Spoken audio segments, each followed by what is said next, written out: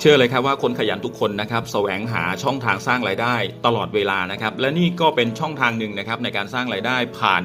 เว็บไซต์724 Market นะครับก็คือนายหน้าประกันวินาศภัยตัวแทนนายหน้าประกันวินาศภัยของสีกรุงทุกท่านนะครับสามารถจะเป็นเจ้าของเว็บไซต์นี้ได้นะครับนอกจากจะเป็นแหล่งรวม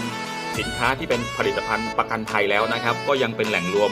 สินค้าประเภทอื่นๆนะครับอย่างเช่นแพ็กเกจทัวร์นะครับรถมือ2นะครับเราสามารถที่จะเป็นเจ้าของเต็นท์รถมือ2ออนไลน์ได้นะครับสินเชื่อบัตรเครดิตแล้วก็อื่นๆอีกมากมายนะครับนี่คือเราสามารถที่จะเป็นเจ้าของเว็บไซต์นี้ได้โดยการเป็นเมมเบอร์ของสีกรุงเป็นสมาชิกของสีกรุงแล้วก็มีใบอนุญาตในหน้าประกันวินาศภัยแล้วก็เข้าสู่ขั้นตอนการลงทะเบียนนี้เพื่อขอรับเว็บไซต์ตัวนี้นะครับเมื่อได้รับเว็บไซต์แล้วนะครับเราก็จะเป็นเจ้าของโดยมีโปรไฟล์ด้านล่างเห็นไหมครับอันนี้ก็จะเป็นโปรไฟล์ของผมซึ่งเป็นผู้ดูแลนะครับแล้วก็ข้อมูลต่างๆนะครับไม่ต้องกังวลครับลูกค้าจะติดต่อ